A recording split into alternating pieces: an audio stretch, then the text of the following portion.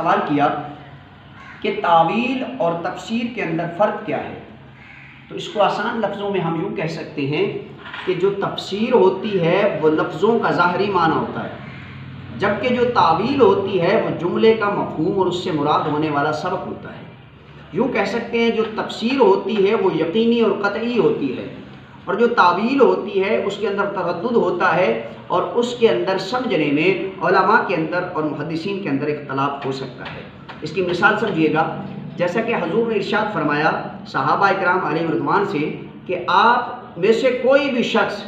بنو قریظہ میں جا کر عصر کی نماز ادا کرے گا، اس سے پہلے کوئی شخص نماز ادا نہیں کرے گا۔ اس کا مطلب کیا تھا؟ اب کچھ صحابہ نے جا کے بنو قریظہ کے اندر ہی عصر کی نماز ادا کی، اگرچہ ان کی نماز قضا ہو گئی اور انہوں نے جا کے عصر کی نماز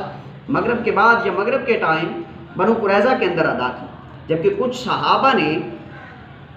اس بات کو پیش نظر رکھا، تفسیر کو اہمیت نہیں دی بلکہ تعویل کو اہمیت دیتے ہوئے یہ سمجھا کہ حضور کے بیان کرنے کا جو مقصد تھا وہ یہ تھا کہ کوئی بھی دیر نہ کرے،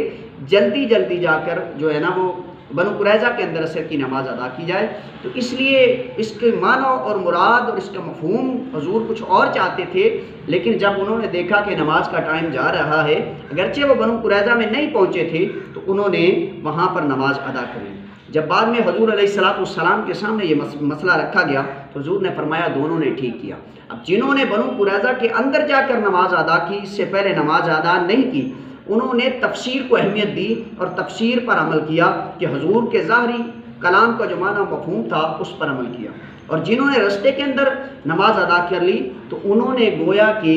تعویل پر عمل کیا، تفسیر پر عمل نہیں کیا، تعویل پر عمل کیا، اور تعویل یہ تھی کہ حضور چاہتے تھے کہ جلدی جا کر ادا کی جائے، لیکن اگر لیٹ ہو گئی ہے تو اس وقت نماز کو قضا نہ کیا جائے بلکہ نماز کو ادا کر لیا جائے۔